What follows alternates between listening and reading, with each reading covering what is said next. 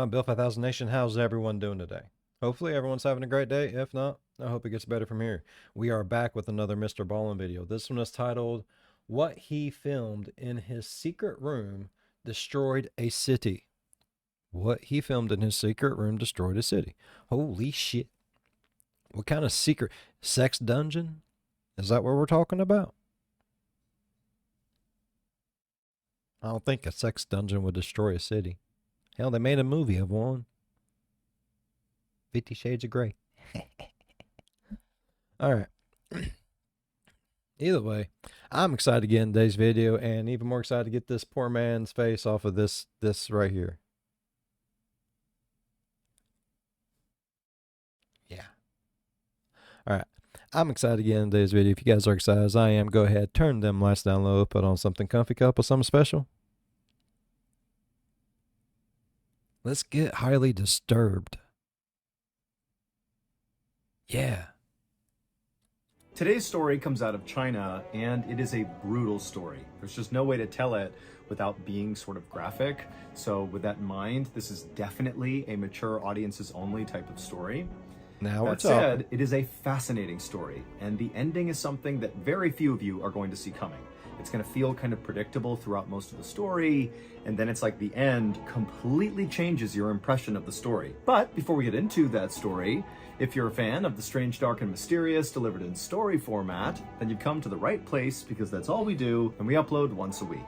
So, if that's of interest to you, please offer to power wash the like button's house, but be sure you set the machine all the way up so you blow off their shingles and blast all their paint off, and then you just leave. Just leave it as is. Also, please subscribe to our channel and turn on all notifications so you don't miss any of our weekly uploads. Okay, let's get into today's story. A MrBallen story and based in China. Man, some fucked up shit comes out of China, bro. I'm excited though. I'm excited to get into this stuff. I want to hear it. I want to hear it all. One Saturday afternoon in November of 1990, a 26-year-old kindergarten teacher named Su Lixia sat crying on a bench at a train station in the city of Naha, which is located in northeastern China. Su had just left her husband for good. They'd had a bad marriage for a long time. It was very contentious. They fought all the time. And that morning, they had gotten into this major fight. And for Sue, it was kind of like the final straw. And so she just stormed into the bedroom, grabbed some things, threw it in a bag, and just stormed out. She was done. But Sue really didn't have a plan for what she was going to do once she left the house. And so she found herself just sitting at this train station. Bro, I'm going to go ahead and tell you, man. Sometimes you don't. Sometimes you have no plan of what you're doing once you get out that house. Sometimes you just got to go, and you end up living on 6th Street. It happens. Station doing nothing, just staring at the trains rolling in and out over and over again. And as she sat there, again, not knowing what she's going to do, she suddenly took stock of the fact that very few people were getting on and off of these trains.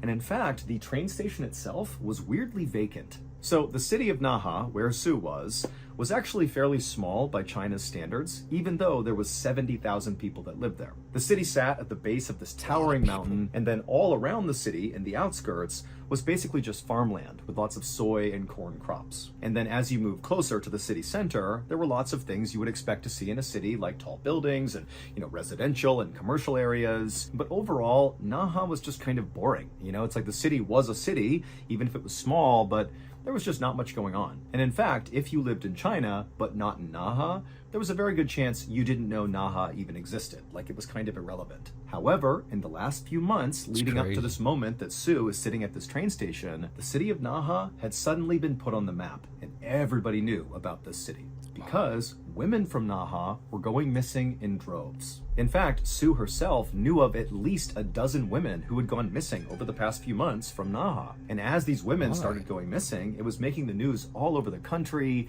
and women who lived in Naha were acutely aware of the risks of being out. So just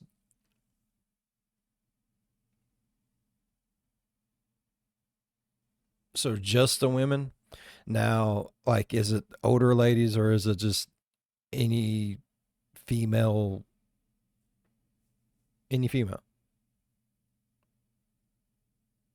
Man. alone, in fear that somebody was going to come snatch them up and take them away. In fact, every time Sue would go to work, she would make sure she would walk with other women, like in pairs, to ensure safety. I mean, this was a really scary time if you were a woman living in Naha. However, the caveat to the missing women was all of them, to this point, when Sue was sitting at the train station, had been sex workers. And Sue, she thought, in virtue of not being a sex worker and instead being a kindergarten teacher, that somehow she was not actually that vulnerable to being snatched up or, whatever was happening to these women. She just felt like it wouldn't happen to her. But I'm sure, like, when it comes down to something like that, whenever they start with sex workers, they start with sex workers because it's like an easy prey for them. They're out. They usually don't really have anybody that's going to care. 9 times out of 10, like, I don't want to say 9 times out of 10, but a lot of times, people get strung out on drugs and lose their home, lose everything. They don't have nothing. The only thing they got left is the stuff God gave them. You know what I mean? You know what I mean? If not, talking about the wing ding and the hoo ha. Now, do you know what I mean? So, I mean, sometimes you got to do what you got to do. And if you're in that position, more than likely you either don't have someone who truly, truly cares about you, which is horrible, or you just think you don't have someone who truly, truly cares about you, and you just kind of disappear and everyone just doesn't know where you're at. In either situation, you feel like you have nothing or no one. Perfect opportunity. You're isolated from everything. It's at nighttime. It's practice.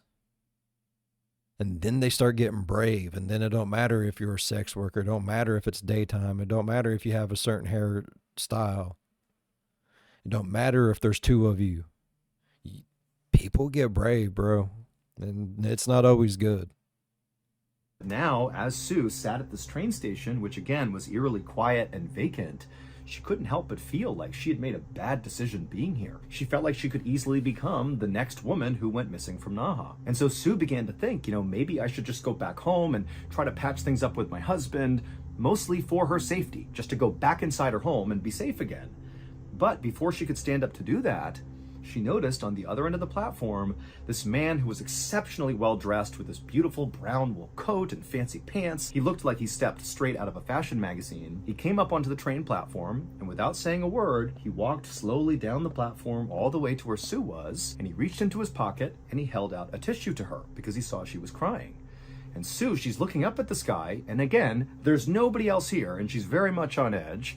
And she doesn't know what to do. I mean, it was already creepy that this place was vacant, but it's even stranger to have a random man come up to her and try to initiate some sort of interaction with her. It just felt wrong and weird and very suspicious. But as Sue stared at this,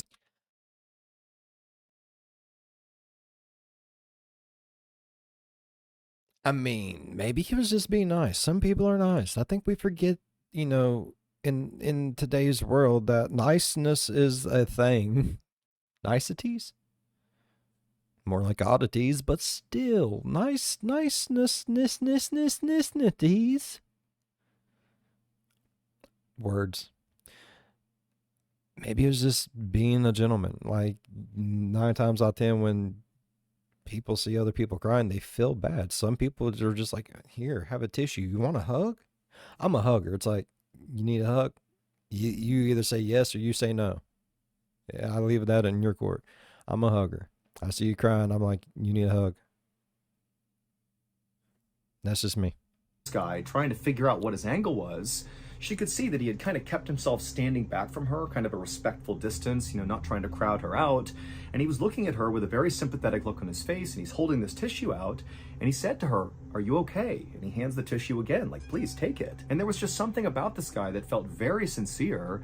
And Sue kind of let her guard down, and she accepted the tissue and wiped the tears from her eyes. She didn't say anything. And then this guy, he said, "Hey, do you mind if I sit with you?" And at this point, Sue said, "Yeah, okay, you can sit down." And so this very handsome, well-dressed man took a seat next to Sue, not right next to her, again, respectful distance from her. And again, he asked her, hey, are you doing okay? And for Sue, whose life had been basically miserable the last few months or even years with this terrible marriage she was in, she wasn't used to being asked if she was okay. And this man, who she didn't know, had caught her at this very vulnerable moment in her life.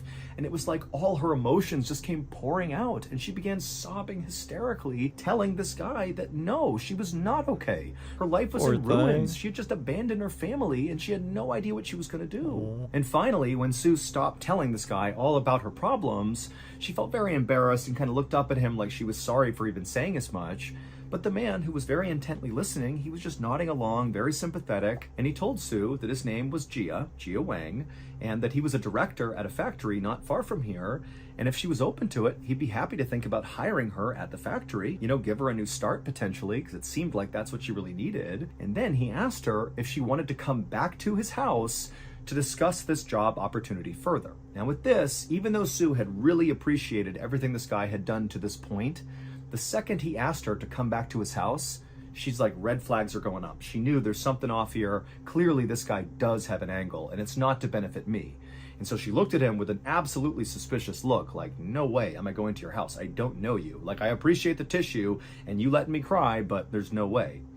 But again, as she's staring at him with the suspicious look, the look on Gia's face remained very sympathetic and very gentle, and it almost seemed like he was just going to get up and go, like, hey, I'm sorry for offending you. But before he did get up to leave, Sue said, hold on. Actually, yes, I'll come with you. She didn't know why she agreed to go with him. Maybe it was because her life was so messed up at this point that she was just kind of ready to take chances and be sort of reckless, and this was definitely that. Big chance, very reckless. But again, she just felt like, there's something sincere about this guy, and she felt like she could trust him. And so Sue and Gia stood up, and together they walked down the train platform, not saying much.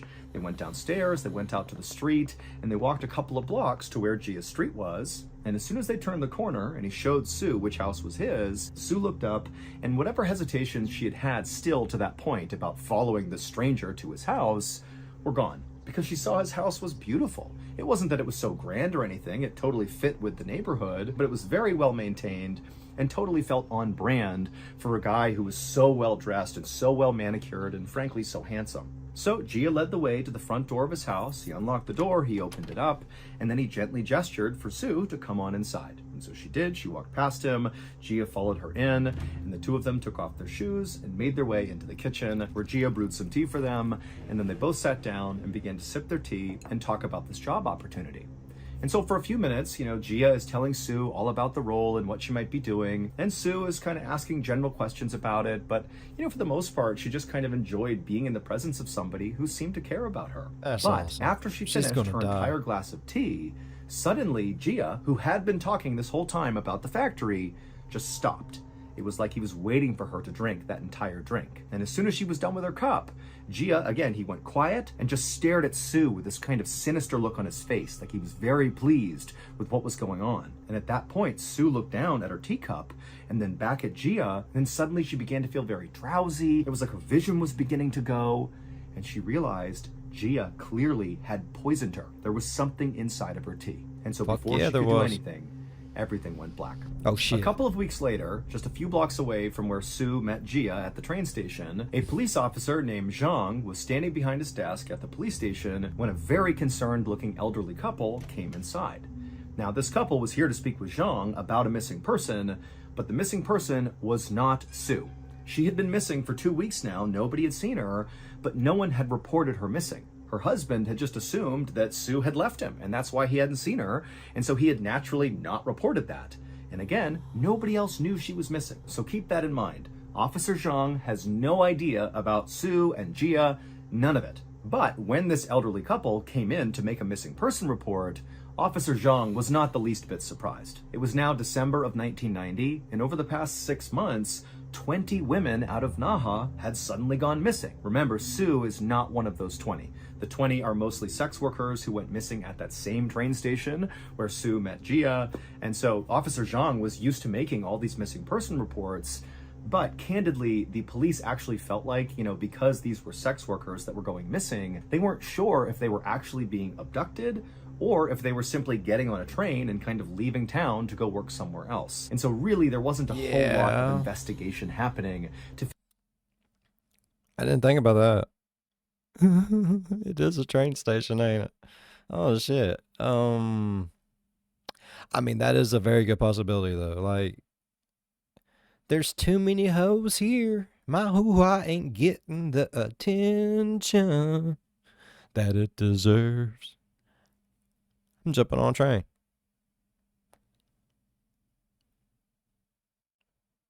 And then the other hookers made a rumor that those hookers died. That way hookers stopped coming there, and they monopolized the hooker industry.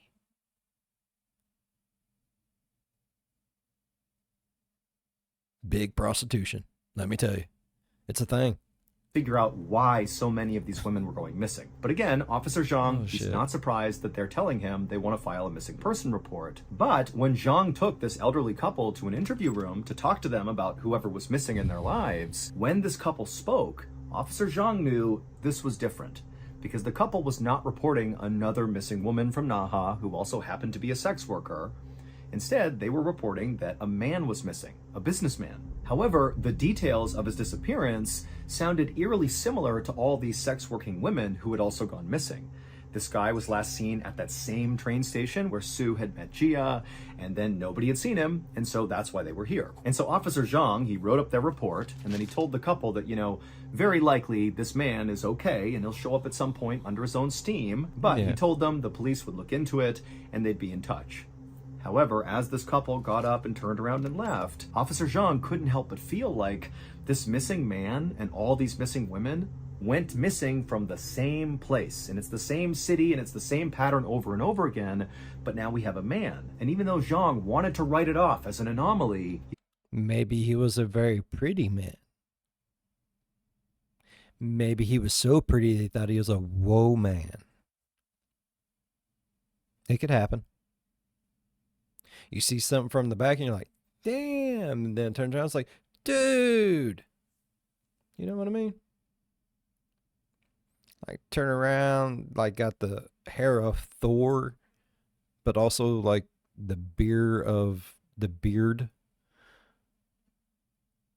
I don't know, like some mountain man is like, oh, whoa. So maybe he was just really pretty and it was dark and the dude was like,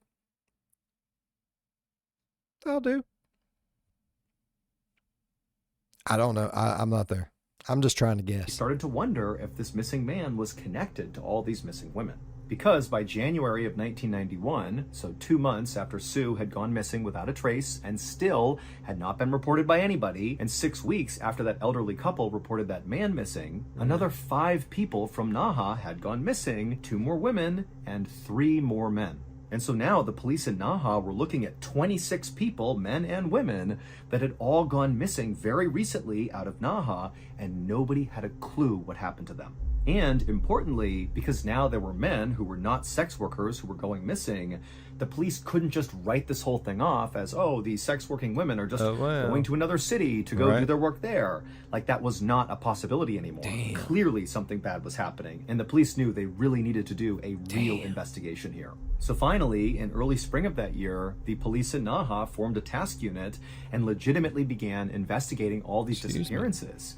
But amazingly, there was like no information. Like, there was nothing. These people went missing and nobody heard from them. There was no evidence of where they went. There was not even any sign that anything bad happened to them because no bodies had been found. There was no evidence of really anything happening. All the police knew is these 26 people, not including Sue, so she would be the 27th person, had been at this train station and then vanished. And that's all they knew. And it got to the point where this story really began to spread around China, and it became like this running joke that if you don't want to live, go to Naha, because everybody assumed there had to be some sort of serial killer or something happening there who was just roaming the streets, picking people off.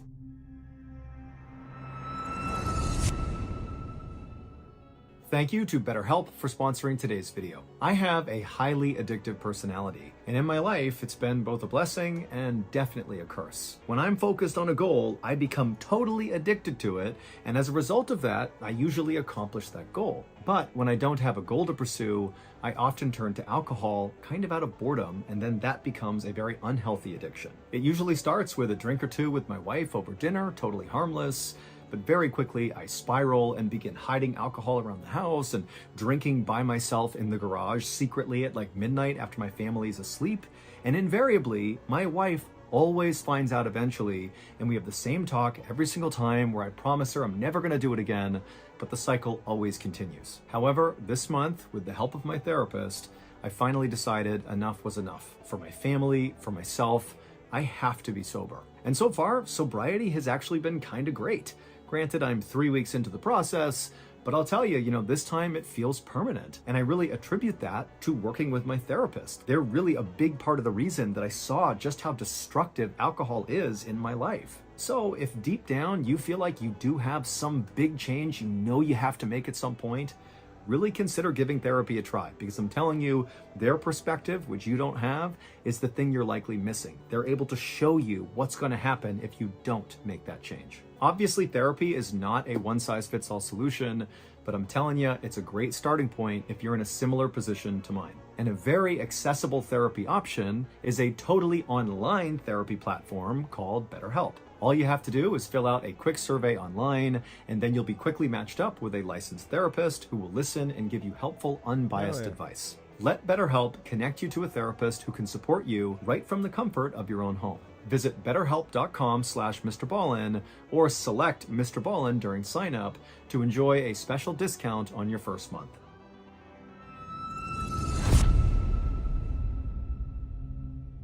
By late summer of 1991, when really this story had taken hold across the country and was becoming a bigger and bigger deal because there was absolutely no resolution here, police had no idea what was going on, well, the whole situation got a whole lot worse, because now, in addition to people suddenly vanishing at the train station in Naha, more people were also going missing in other cities nearby Naha, but all along the same train line that left out of Naha. So more train stations, more disappearances, all around the area, not just the city of Naha, but all around. And by the fall of that year, when over 30 people had gone missing all the same way from these train stations all around Naha, the police still had absolutely nothing to go on. All they had is, here are these people, here's where they were, they vanished, we got nothing else, no bodies, no evidence, nothing. But all that would change on October 22nd, 1991, roughly a year after Sue met Gia at the train station in Naha and then drank that drugged tea. On that October day in 1991, so again, a year after the disappearance of Sue, police at this train station, 1,700 miles away from the city of Naha, were doing random stops of commuters on the train platform. This had nothing to do with the ongoing investigation into all these missing people. This was just like public safety stuff, where the police were kind of just walking around, looking for people who looked suspicious, and then checking in on them to make sure they weren't doing anything illegal. And on this particular day, at this train station far away from Naha, one of these officers spotted this very handsome guy in a beautiful brown wool coat and very fancy pants and shoes, and he stood out a lot because of, frankly, how beautiful he was. And so the police officer saw him, and this very handsome guy looked up, and he saw the police officer, and it was like immediately he did something very suspicious. He reached down, grabbed a bag, and quickly turned around and began walking away. And at the same time, two other people who were right near this very handsome guy did the same thing. They grabbed bags off the ground, quickly turned around, fell in line with this handsome guy, and began quickly walking away from the police. And so the police obviously are totally suspicious. They run across the platform, and they manage to stop all three of them, and they turn them around, and they say, "Show me your bags, open them up." And the police, they would open up these bags, and they contain drugs. And so right away, these three know they are caught, but they don't say anything. They just stand there, and they're totally silent as the police are asking them, like, what are these drugs? Where are you going with these? What's going on here? They're not talking. And so finally, the police go, "Give me your IDs right now." And so all three of them cough up their IDs, and the very handsome guy with the beautiful brown wool coat and fancy clothes, well, that was Gia Wang. The same Gia Wang who had gone with Sue into his house and given her the drugged tea. But again, these police officers are only concerned about the drugs. They don't know anything about these guys. They don't know that Gia met Sue and did this thing at his house with the tea. That wasn't even reported to police. Nobody knew about it. But these police knew they had caught these three people with these bags of illegal drugs. So they brought them back to the station and began to question each of them. And when they spoke to Gia, Gia said nothing. However, when they spoke to the two other people that were with Gia, one of them began to crack. It was obvious they had more to tell about these drugs. Are they women or men? They were kind of holding back tears, like they were very upset.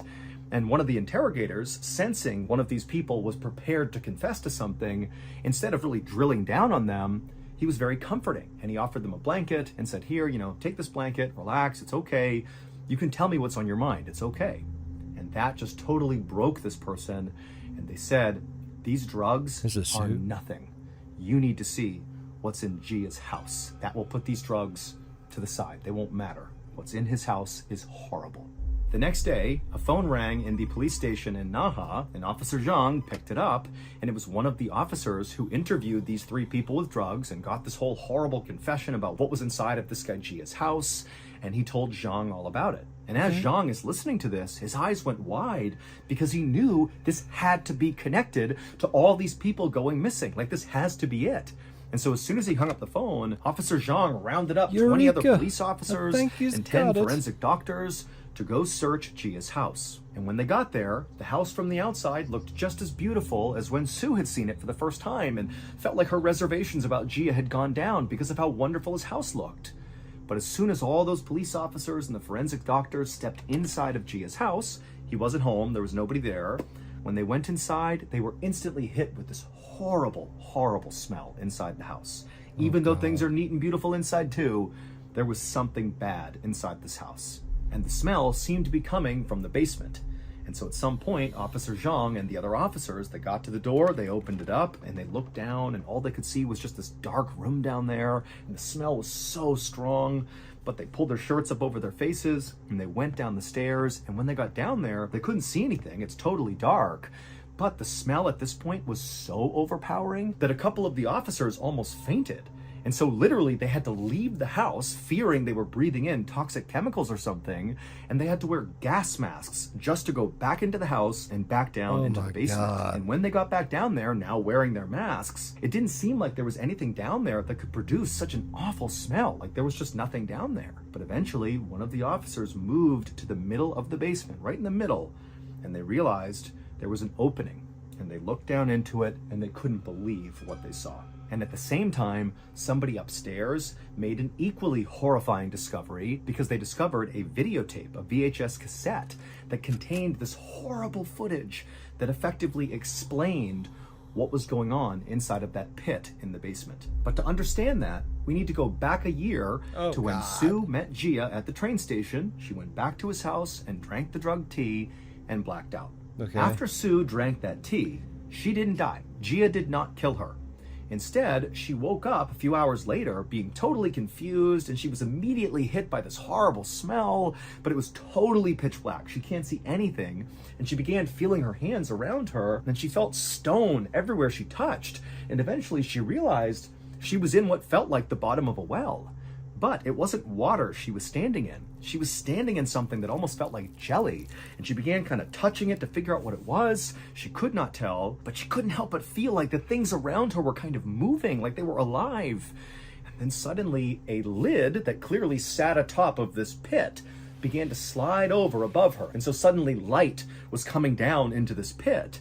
And at first, Sue looked up and she didn't see anything, but then she looked down and realized what was all around her. It was people, dead people, and potentially even half alive people that were just stuffed into this big pit that were all kind of decaying or, slowly dying or whatever it was. And she's just standing amongst it all. And then she looks up and she sees it's Gia, the beautiful man who had brought her here. He's standing up there looking down at her with a smile on his face. And Sue immediately pleads with him to please spare me, don't kill me. And Gia, he looks down at her kind of inquisitively, and he says, if I lift you out of there, will you do anything I tell you to do? And Sue said, yes, I'll do anything. Just get me out of here, please. And so Gia, he reached down, he grabbed Sue, and he pulled her up and out of this pit inside of his basement. A few days later, Sue was back at the train station where she had met Gia for the first time, but this time she was alone. and she walked up onto that train platform with no intention of riding a train. Instead, as soon as she got up there, she began looking around, and then she spotted a businessman who was sitting on a bench. And she walked over to him, and she sat down next to him, and we don't know exactly what she said, but we think what she said was something Like a maybe Black Widow sexually type shit. suggestive, or something along those lines, and she's holding his shoulders and touching his hand. She doesn't know this man, and this man is very caught off guard by this, but he's kind of going along with it. And before long, she takes this businessman's hand, they stand up, and they walk out of the train station down to the street, and they make their way a couple blocks over to Gia's house. And when they get there, Sue leads into the front door, she opens it up, she brings the man inside, the door shuts, they take their shoes off, and Sue leads this man into the kitchen where Gia is waiting with a wire between each hand. And as soon as this businessman walked into the kitchen, Gia pounced on him, wrapped the wire around his neck, and held it until the man passed out. And then he released the wire. What? And then Gia and Sue took this man, they lifted him up, and they carried him down into the basement and laid him out on the floor. So he's not in the pit, he's just out in the middle of the basement floor. Then Gia stepped away, picked up a video camera, turned it on, and began to film. He was filming the man on the ground and also Sue. And Sue, she knew what to do. She was going to do anything she was told to do. So she climbed on top of this still very much alive businessman who's just been knocked unconscious, and she straddles him, so she's looking down at his head. Then she picks up a knife and she holds it in front of her, and then she looks up at Gia, who at this point has zoomed the camera in. She can hear the sound, the mechanics inside of the camera as it's zooming in on what she's about to do. And then she raises the knife over her head and drives it into this man's chest. The video that Gia shot of Sue murdering this man was the video police found on the first floor of the house shortly after police had found this horrible pit in Gia's basement. It would turn out that Gia Wang was absolutely the serial killer who was responsible for all these people going missing from the train stations. Jesus. He would abduct them just like he did Sue, and he would bring them to his house, and then he would do horrible, horrible things to them, and eventually he would chuck their bodies into this pit. And so when he abducted Sue, he actually thought that when he drugged her, that he had killed her, and he had chucked her into the pit, believing she was dead. But when Sue had woken up inside of that pit, when he opened it up and looked down, and there she was, fully alive, he had an idea. Well, why don't I turn Sue into a murderer like me? She can help me. And so that was the condition for her being pulled out of this pit, that she would assist him in murdering people. So fucked and she up. agreed to do it. And She so the wanted to reason live. the profile of victims changed from sex-working women to random men is because those are the people that Sue went after. She began targeting men. And so when that elderly couple came in and reported to Officer Zhang that a man was missing, that was Sue's first victim, the man who had been seen on video being stabbed in the chest by Sue. Now, nobody to this day understands why Sue actually went along with this. Like, she was pulled up out of the pit, but then when she was told to go to the train station and find your first victim, it's unclear why she didn't just go to the police and say, hey, there's a serial killer, Gia, here's his house, here's where he is. Bro, so sorry, MrBallen. Dude, I'll tell you why, man. She was in an abusive relationship. She was pretty well, like, treated like shit, sounds like. And then this motherfucker about killed her. And then threw her in there to die. And now she's just kind of look at it like, saving grace shit. Like, he's lifted me from the shit, bro. I'm going to do what he wants me to do. She's probably just scared. A little naive and a lot scared. Go get him. For some reason, she just did what he said. And in fact, Sue was not the only person who was brought into this murdering scheme. He managed to convince 3 other people, including his ex-wife, to also commit murders for him. And all 3 of those people also had ample opportunity to flee and tell police, but they didn't. All of these people just did what Gia wanted without asking any questions. It was like he had absolute control over these people. That is, until that day in October of 1991, when those police officers doing a public safety check spotted Gia along with 2 accomplices fleeing with drugs. And they stopped them and they got them back to the station, and one of his accomplices finally broke and told the truth. And the person who told the truth, the accomplice who broke, was Sue. She was there with him at the train station. Nobody knew she was missing, and she was the one who, when offered a blanket and was told, tell us the truth, she came clean. Ultimately, it was this police officer's kindness that broke her. In Gia's basement, inside of that horrible pit, right in the middle of it, were 42 bodies, 24 women and 18 men.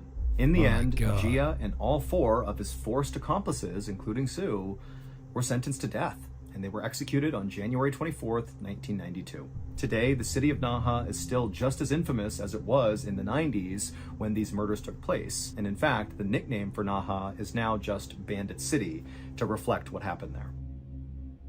That's crazy, bro. Whoa. Whoa. I want to create a mildly effective... mildly effective... I want to make a mildly effective cold medicine made exclusively out of Egyptian fire ants. Take its horn off its head and you beat it to death. Singo! You die. Turned and leapt head first out the glass window. Pow! Yes! Got up on its flippers and began chasing us down the cave. A nice hot